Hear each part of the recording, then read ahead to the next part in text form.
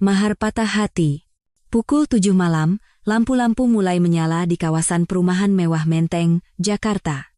Citra meletakkan piring terakhir di atas meja makan.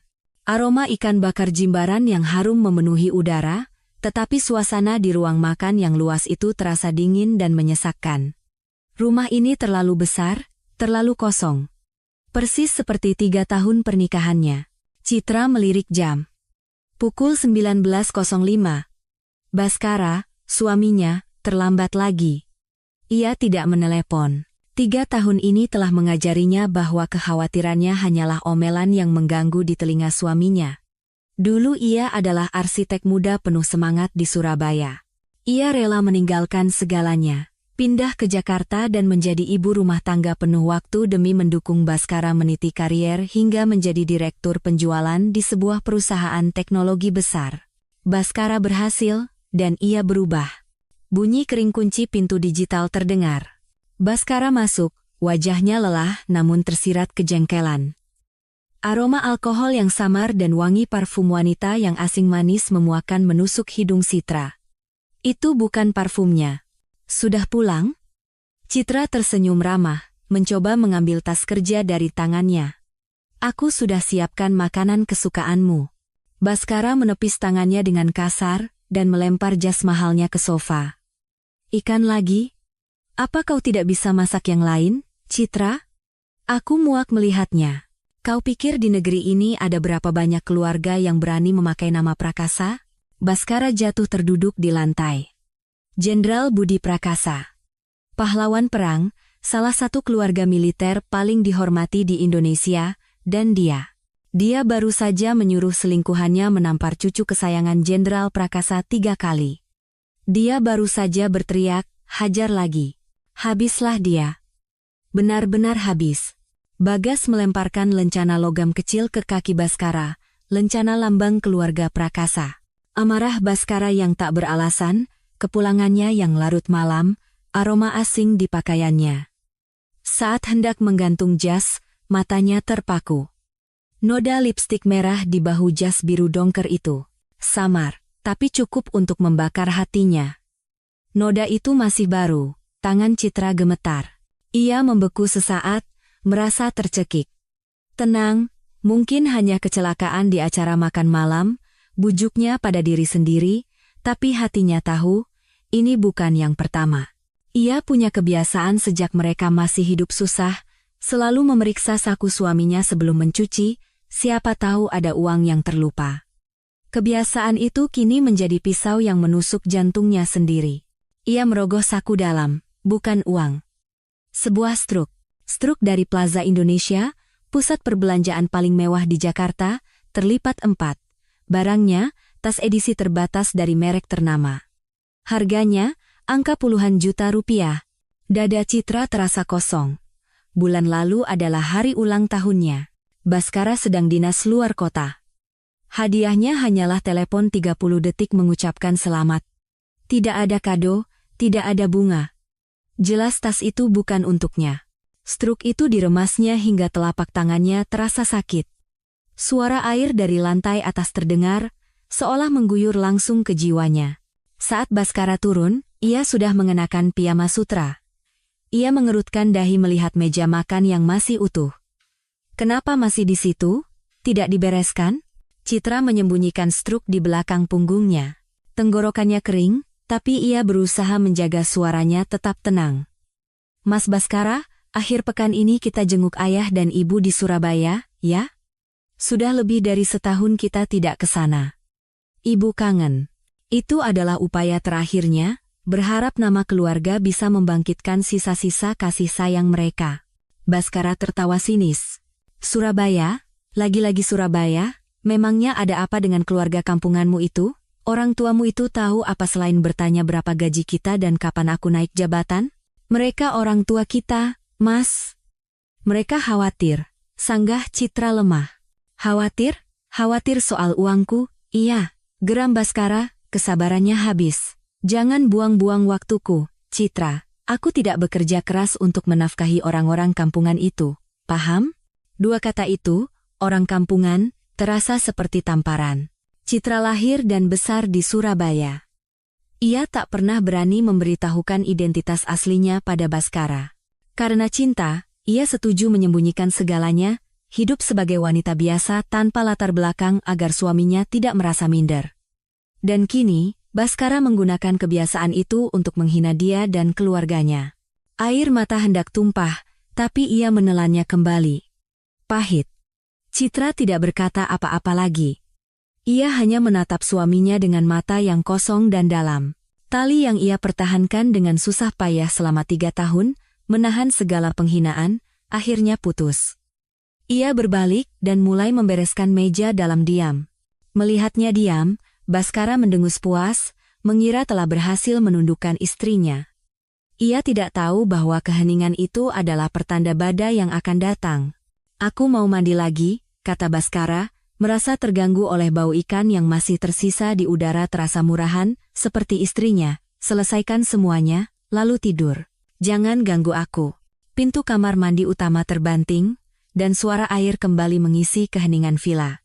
Citra berdiri di tengah ruang makan, struk yang remuk masih di genggamannya. Ia tidak membereskan meja.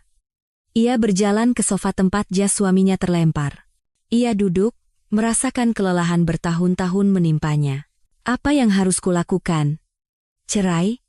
3 tahun masa mudanya, pengorbanannya, hanya dibalas dengan kata kampungan dan struk tas untuk wanita lain? Saat itulah ponsel Baskara di atas meja kopi iPhone model terbaru yang ia belikan untuk dirinya sendiri bergetar hebat. Layarnya menyala. Pesan WhatsApp. Citra tak berniat melihat, tapi nama yang muncul di layar membuatnya terpaku. Mona. Di bawahnya, pratinjau pesan terlihat. "Sayang, sudah sampai? Janjimu untuk menjinakkan istrimu sudah dilaksanakan, kan?" Disertai emoji kedipan mata yang kurang ajar. Darah Citra serasa membeku. Rasa dingin merayap dari tulang punggungnya ke seluruh tubuh. Menjinakkan. Baskara, pria yang berbagi ranjang dan hidup dengannya, berjanji pada selingkuhannya untuk memukulnya.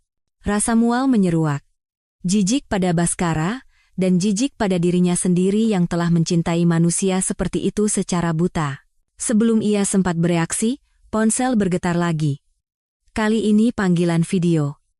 Mona menelepon. Citra mengenali wajah wanita itu. Mona, seorang model dan selebgram yang sering muncul di majalah gosip. Kebetulan, beberapa hari lalu Mona baru saja mengunggah foto menenteng tas edisi terbatas yang struknya baru saja Citra temukan. Tiba-tiba, suara air di kamar mandi berhenti. "Citra!" teriak Baskara dari dalam dengan nada kesal. "Siapa itu? Cepat bawa ponselku ke sini." Citra membeku, menatap layar ponsel yang berkedip-kedip. Ia tidak bergerak. "Kau tuli, bawa ke sini." Bentak Baskara, mulai merasa ada yang tidak beres. Ia melilitkan handuk di pinggangnya dan berlari keluar kamar mandi, air menetes dari tubuhnya. Hal pertama yang dilihatnya adalah Citra yang duduk di sofa dan ponselnya yang berdering keras di atas meja. Ia panik. Ia tahu siapa yang menelepon jam segini. "Apa yang kau lakukan?" Ia menerjang ke arah ponsel, tapi kakinya yang basah terpeleset di lantai licin, tangannya tanpa sengaja menekan layar. Keheningan yang mematikan. Ia tak sengaja menekan tombol terima. Panggilan video tersambung. Wajah Mona muncul dengan jelas di layar. Ia mengenakan masker wajah hitam dan gaun tidur sutra merah. Latar belakangnya. Citra langsung mengenalinya. Penthouse di pusat kota Jakarta. Apartemen yang kata Baskara disewa perusahaan untuknya jika harus lembur. Citra pernah sekali ke sana untuk membersihkannya dan ia hafal spray abu-abu tua yang khas itu. "Kok lama, sayang? Aku sudah menung." Mona berhenti bicara saat menyadari bukan Baskara yang memegang ponsel. Kamera menyorot Citra yang duduk di seberangnya dengan wajah pucat. Mona sempat kaget, tapi kemudian senyum sinis dan provokatif muncul di balik maskernya. "Oh, ternyata Nyonya. Belum pergi juga?" Nada bicaranya berubah menghina. "Kukira Mas Baskara sudah berhasil menjinakkanmu." Wajah Baskara pucat pasi. Ia gemetar, mencoba merebut ponsel itu. Akhirnya Citra membuka mulut, suaranya bergetar hebat. "Kalian? Ya, Benar, tawa Mona meledak. Mas Baskara bilang kau itu tua dan membosankan. Kulitmu kasar, disentuh saja jijik. Aku ini cinta sejatinya. Sebaiknya kau pergi saja, jangan jadi penghalang. Diam. Raung Baskara seperti binatang terluka. Ia merebut ponsel dari tangan Citra dan dengan jari gemetar mematikan panggilan. Ia membentak Mona bukan karena Mona menghina istrinya, tapi karena teleponnya merusak rencananya. Ruangan itu sunyi senyap. Hanya terdengar napas Baskara yang berat dan detak jantung Citra yang hancur. Baskara tak berani menatap mata istrinya. Dia hanya rekan bisnis, dalihnya. Dia mabuk, jangan dengarkan omong kosongnya. Citra tertawa. Tawa yang kering dan getir. Rekan bisnis? Rekan bisnis mana yang membuat janji di kamar tidur? Rekan bisnis mana yang menyuruhmu menjinakkan istrimu? Dan rekan bisnis mana yang menerima tas puluhan juta? Baskara kehabisan kata-kata. Ia tahu Citra sudah melihat struk itu. Kepanikannya berubah menjadi amarah untuk menutupi rasa bersalah. Jangan berpikiran macam-macam, Citra. Jangan coba-coba membuat keributan. Karierku sedang di puncak. Kau tahu akibatnya jika kau mengganggunya. Ia tidak menjelaskan. Tidak meminta maaf, ia mengancam. Baskara bergegas naik ke atas untuk berganti pakaian. Beberapa menit kemudian, ia turun membawa kunci mobil dan langsung menuju pintu. Ada urusan pekerjaan. Kau di rumah, renungkan kelakuanmu. Berhenti kuriga. Pintu terbanting. Ia pergi. Berlari ke pelukan selingkuhannya, meninggalkan istrinya di villa yang dingin dengan pesan ancaman dan penghinaan yang keji. Citra duduk terpaku di sofa. Ia tidak menangis. Malam itu, ia tahu semuanya telah berakhir. Benar-benar berakhir. Malam itu Baskara tidak pulang. Citra duduk di sofa ruang tamu yang dingin sampai fajar pertama menyelinap melalui tirai tebal. Ia tidak tidur sedetik pun. Struk yang remuk tergeletak di meja. Panggilan video semalam terulang di kepalanya seperti vonis mati. Dulu ia berpikir jika ia cukup sabar dan cukup mencintai, Baskara akan kembali. Ia memikirkan janji Baskara saat mereka masih hidup susah di kontrakan 3x4 meter di Surabaya, saat Baskara memegang tangannya dan berkata mereka akan melewati semuanya bersama. Semua itu bohong. Ia naik ke atas, mandi, memilih gaun putih sederhana, dan merias wajah tipis untuk menutupi lingkaran hitam di matanya. Hatinya mungkin sudah mati, tapi ia menolak terlihat seperti pecundang yang menyedihkan. Pukul 10 pagi, pintu terbuka. Baskara masuk dengan pakaian kusut yang sama seperti kemarin. Ia tampak lelah dan sedikit terkejut melihat Citra duduk tenang di ruang tamu sambil minum teh, seolah menunggunya. Sudah tenang? Tanyanya, mencoba menguji situasi. Citra meletakkan cangkir tehnya.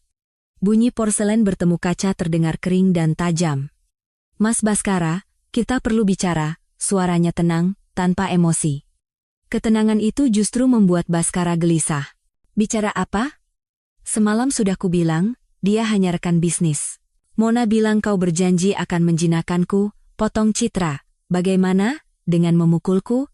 Baskara membeku. Ia tidak menyangka Mona akan menulis pesan sefrontal itu dan Citra melihatnya. Karena kebohongannya sudah terbongkar, ia memutuskan untuk tidak berpura-pura lagi. Ya, memangnya kenapa? Akhirnya ia mengaku, kelelahan dan amarahnya meledak. Aku punya wanita lain. Aku sudah muak denganmu selama 3 tahun ini, Citra. Ia menatap Citra seolah menilai barang kedaluarsa. Kau itu apa selain wajah yang lumayan? Tidak punya pekerjaan, tidak punya karier. Kau pikir mudah aku bisa sampai di posisi direktur? Apa yang kau bantu? Selain tersenyum di jamuan makan malam, istri-istri relasiku itu wanita hebat semua. Anak konglomerat, putri pejabat. Sedangkan kau, kalau ditanya soal keluargamu, kau hanya bilang mereka di Surabaya. Surabaya mana? Apa mereka orang penting, atau hanya orang kampungan di pinggiran? Ia menggunakan 2 kata itu lagi. Citra, kau itu bebanku. Mona berbeda. Dia muda, cantik, punya banyak koneksi. Dia bisa memberiku proyek. Sedangkan kau hanya bisa memasak. Memangnya aku butuh pembantu? Setiap kata bagai asam sulfat yang disiramkan ke wajah Citra. Melihatnya diam, Baskara merasa menang. Baiklah. Mengingat kau sudah merawatku 3 tahun, kalau kau pergi baik-baik, aku akan berikan uang pesangon, 500 juta. Cukup untukmu hidup nyaman selamanya di kampungmu. Ia pikir 500 juta adalah hadiah dari langit untuk wanita tak berharga seperti Citra. Ia tidak tahu, uang itu bahkan tidak cukup untuk membeli 1 set perhiasan yang Citra simpan di lemari dan tidak pernah ia sadari. Tepat saat Citra hendak membuka mulut, bel pintu berbunyi. Ding dong.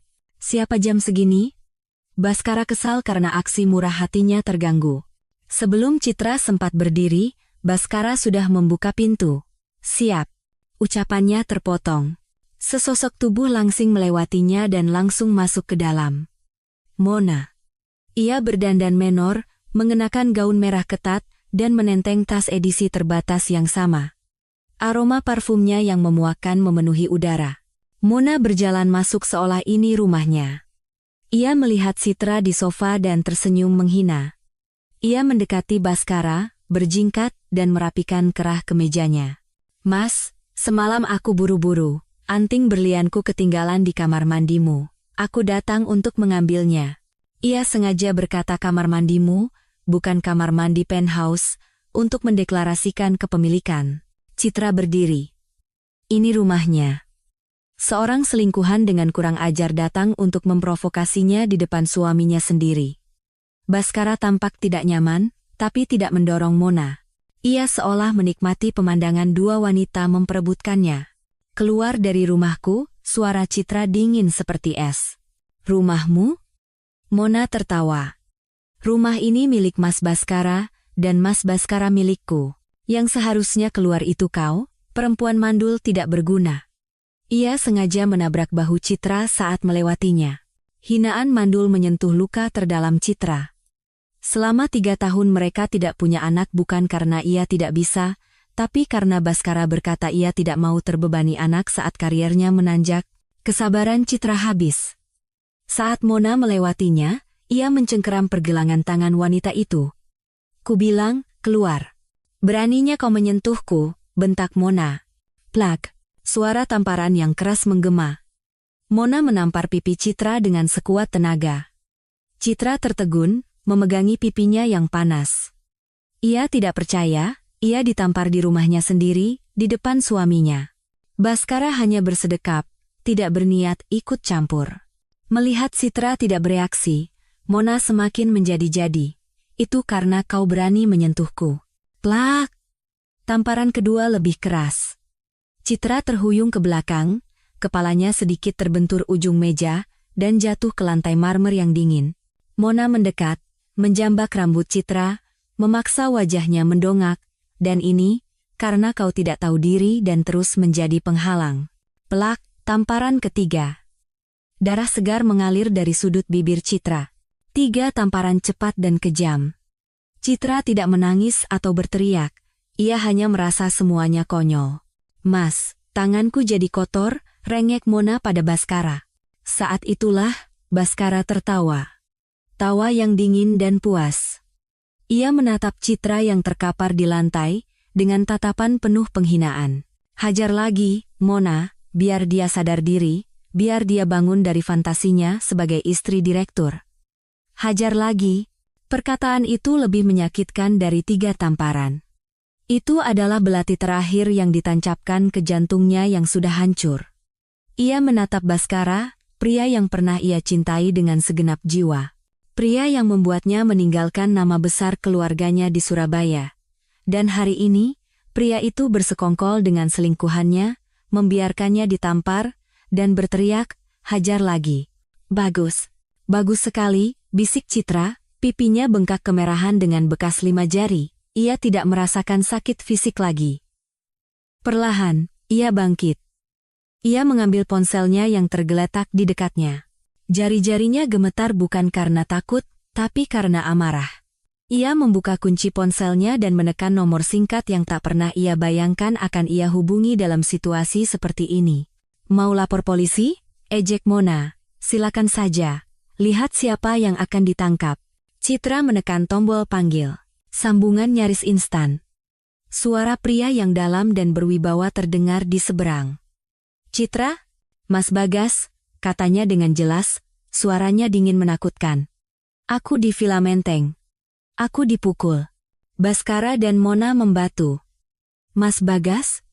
Kakak laki-lakinya yang kampungan itu? Kau menelepon kakakmu yang kampungan itu untuk apa?" "Melawanku," ejek Baskara. Ucapannya terhenti.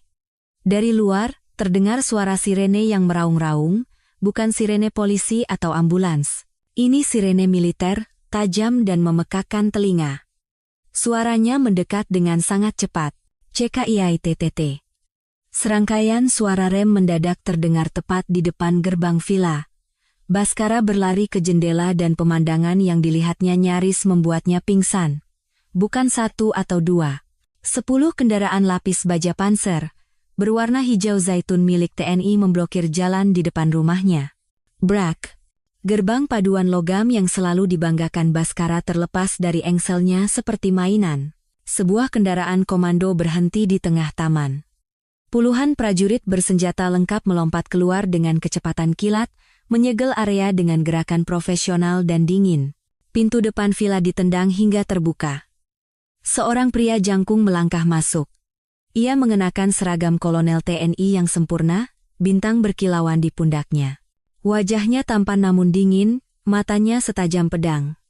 Dialah pria yang selalu disebut Baskara sebagai kakak kampungan Kolonel Bagas Prakasa. Bagas ditempatkan di sebuah garnisun penting di dekat Jakarta. Hanya butuh 1 menit baginya untuk melacak lokasi adiknya dan mengerahkan tim reaksi cepat. Adik seorang Kolonel Prakasa diserang di rumahnya sendiri. Ini adalah provokasi serius. Mata tajam Bagas memindai ruangan. Ia melihat Baskara, Mona yang gemetar, dan akhirnya, Citra, dengan pipi bengkak dan bibir berdarah. Seketika, aura membunuh meledak dari Bagas. Suhu ruangan seolah turun di bawah 0.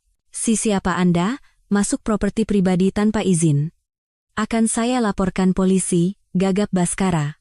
Namun saat matanya tertuju pada tanda pangkat di bahu Bagas 3 melati emas, seorang kolonel angkatan darat yang bisa mengerahkan tim seperti ini, ia sadar pria ini bukan orang sembarangan. Ia teringat nama Citra, Citra Adelia Prakasa. Prakasa. Mungkinkah? Wajah Baskara pucat pasi. Ia menyadari kebodohan fatal yang baru saja ia lakukan. Bagas mengabaikan Baskara. Ia berjalan cepat ke arah Citra, melepas jaket seragamnya, dan dengan lembut menyampirkannya ke bahu adiknya. "Maaf, Mas terlambat, Dik." Melihat kakaknya, pertahanan Citra runtuh. Air mata akhirnya tumpah.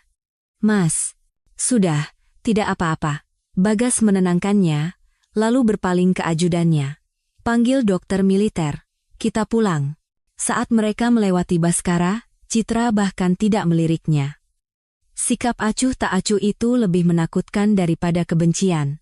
"Citra, jangan pergi!" teriak Baskara panik, sadar jika Citra pergi sekarang, semuanya akan berakhir. Aku suamimu."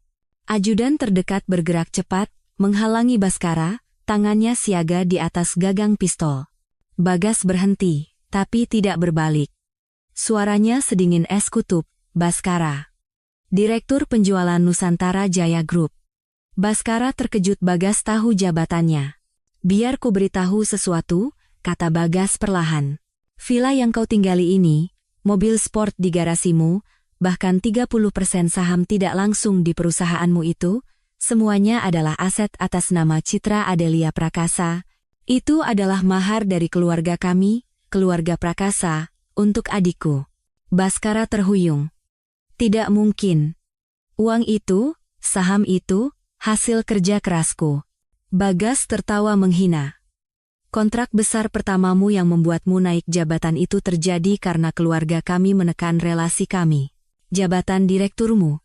Keluarga kami menggunakan koneksi untuk membeli saham mayoritas dan memilihmu. Apa kau benar-benar berpikir orang sepertimu bisa mencapai posisi itu di Jakarta hanya dalam 3 tahun?" Baskara tercengang. Ia tidak pernah tahu. Citra tidak pernah memberitahunya. "Keluarga Prakasa?" Isak Mona yang ketakutan. "Kakekku," kata Bagas, menekankan setiap kata, adalah Jenderal N.P. Budi Prakasa. Kau pikir di negeri ini ada berapa banyak keluarga yang berani memakai nama Prakasa? Baskara jatuh terduduk di lantai. Jenderal Budi Prakasa, pahlawan perang, salah satu keluarga militer paling dihormati di Indonesia, dan dia baru saja menyuruh selingkuhannya menampar cucu kesayangan Jenderal Prakasa 3 kali. Dia baru saja berteriak, hajar lagi. Habislah dia. Benar-benar habis. Bagas melemparkan lencana logam kecil ke kaki Baskara, lencana lambang keluarga Prakasa. Pernikahan kalian selesai. Pengacara keluarga kami akan segera menghubungimu, bersiaplah menerima surat panggilan pengadilan. Ia membantu Citra masuk ke kendaraan komando. Pintu tertutup, memisahkannya dari mimpi buruk 3 tahun terakhir.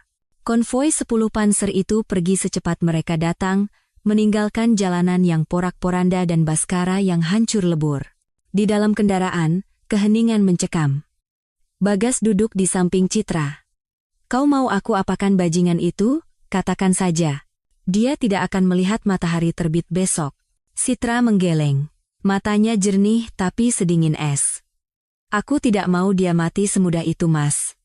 Aku ingin dia hidup. Hidup untuk melihat semua yang ia banggakan hancur. Aku mau dia diadili secara hukum. Aku mau dia menyesal pernah ada di dunia ini. Bagas menatap adiknya dalam-dalam. Gadis naif yang hidup untuk cinta itu telah mati. Di hadapannya kini adalah pewaris keluarga Prakasa. Baik. Aku hormati keputusanmu. Tidak, Mas, kata Citra. Aku yang akan menelepon. Ia meminjam ponsel kakaknya dan menghubungi nomor di Surabaya, yang sudah ia hafal di luar kepala. Halo, Pak Binsar, katanya pada pengacara utama keluarganya. Saya Citra. Saya mau cerai. Suami saya berselingkuh dan melakukan kekerasan. Siapkan gugatan secepatnya. Tuntutan saya, pertama, cerai. Kedua, sita kembali semua aset atas nama saya, termasuk saham perusahaan. Dia tidak boleh dapat sepeser pun. Ketiga, saya akan menuntutnya dan selingkuhannya atas pasal penganiayaan. Bukti CCTV dan visum dari Erspat akan disediakan oleh Mas Bagas. Setelah menutup telepon, ia berkata, aku mau pulang ke Surabaya sekarang, Mas. Sudah kusiapkan, jawab Bagas. Kita tidak ke Soekarno-Hatta. Pesawat militer sudah menunggu di Halim. Kita pulang, Dik. Citra pergi tanpa membawa apapun dari villa itu. Pernikahan kalian selesai. Pengacara keluarga kami akan segera menghubungimu, bersiaplah menerima surat panggilan pengadilan. Ia membantu Citra masuk ke kendaraan komando. Pintu tertutup, memisahkannya dari mimpi buruk 3 tahun terakhir. Konvoi 10 panser itu pergi secepat mereka datang, meninggalkan jalanan yang porak-poranda dan Baskara yang hancur lebur. Di dalam kendaraan, keheningan mencekam. Bagas duduk di samping Citra. Kau mau aku apakan bajingan itu? Katakan saja. Putus asa, ia menjual jam tangan Patek Philippe pemberian Citra di sebuah pegadaian dengan harga murah. Dengan uang itu, ia naik bus malam ke Surabaya. Ia harus memohon pada Citra. Ia berlutut di depan gerbang megah kediaman Prakasa, menangis dan berteriak memanggil nama Citra, berpura-pura menjadi korban yang menyesal. Pertunjukannya memalukan. Dari jendela kamarnya, Citra dengan rambut pendek sebahu yang baru dipotong dan setelan Chanel yang elegan menyaksikan drama itu dengan dingin. Ia menelepon pos jaga. Usir pria itu. Aku tidak mau pemandanganku terganggu. Baskara diseret dan dilempar seperti karung sampah. Rencana korban simpatiknya gagal total. Sementara Baskara terpuruk, Citra bangkit kembali. Ia mengambil alih salah satu anak perusahaan investasi teknologi milik keluarganya yang berbasis di Barcelona, Genesis Tech. Dalam rapat dewan pertamanya, ia mengejutkan semua eksekutif tua, dengan analisisnya yang tajam dan keputusan yang berani. Wanita muda ini bukan boneka, ia adalah seekor hiu. Baskara, yang hidup di kontrakan kumuh di pinggiran Jakarta, akhirnya berhasil menemukan jejak Citra melalui berita teknologi internasional. Ia melihat foto Citra sebagai CEO yang disegani. Kebencian dan iri hati membakarnya. Ia menghubungi seorang peretas kenalannya, Shadow, untuk mencuri data proyek vital Genesis Tech dan menjualnya ke pesaing.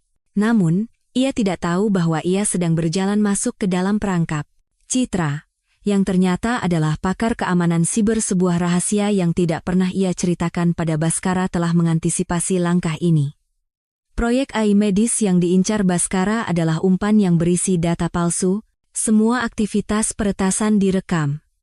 Citra bekerja sama dengan polisi dan mitra bisnis keluarganya untuk menjebak Bhaskara. Di sebuah kedai teh di Surabaya, Bhaskara ditangkap saat bertransaksi menjual data curian itu. Ia baru sadar bahwa ia telah dipermainkan habis-habisan oleh wanita yang selalu ia anggap bodoh.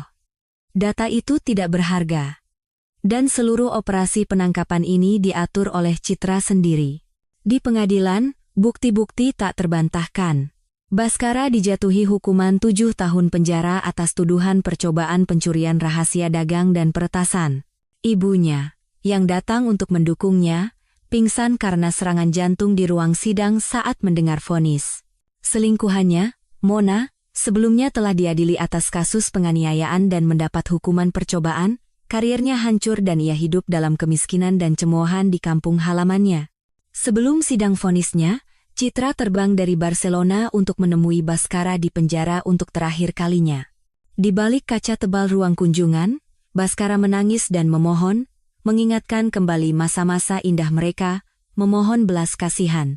Citra mendengarkan dengan tenang sampai ia selesai. Lalu, dengan suara yang dingin dan jernih, ia berkata, "Dramamu sudah selesai, Mas Bhaskara. Aku datang ke sini bukan untuk mendengar permintaan maafmu. Aku datang untuk memberitahumu satu hal." Ia menatap lurus ke mata Bhaskara. 3 tamparan di villa itu, dan teriakanmu hajar lagi. Aku tidak akan pernah lupa, dan aku tidak akan pernah memaafkanmu. Cintaku padamu mati saat itu juga, hancur berkeping-keping. Kau menghancurkan dirimu sendiri dengan kesombongan dan pengkhianatanmu. Citra meletakkan gagang telepon, berdiri, dan berjalan keluar tanpa menoleh ke belakang, meninggalkan Bhaskara yang meraung-raung putus asa. 3 tahun kemudian, aula utama di International Convention Center, Barcelona, penuh sesak. Para raksasa teknologi, investor Silicon Valley, dan media internasional berkumpul untuk acara Global Tech Summit. Dan sekarang, suara MC menggema, mari kita sambut dengan tepuk tangan meriah, salah satu pemimpin teknologi paling berpengaruh di Eropa.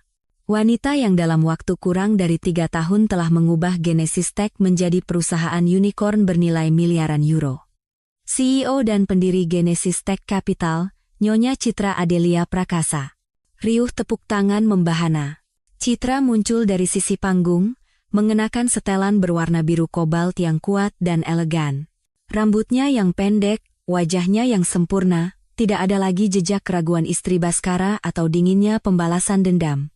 Lalu, dengan suara yang dingin dan jernih, ia berkata, "Dramamu sudah selesai, Mas Bhaskara. Aku datang ke sini bukan untuk mendengar permintaan maafmu. Aku datang untuk memberitahumu satu hal."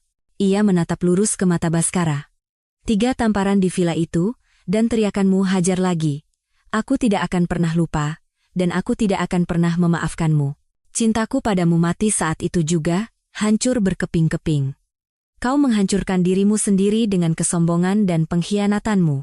Dia berbicara tentang visinya, tentang bagaimana teknologi bisa menyelamatkan jutaan nyawa.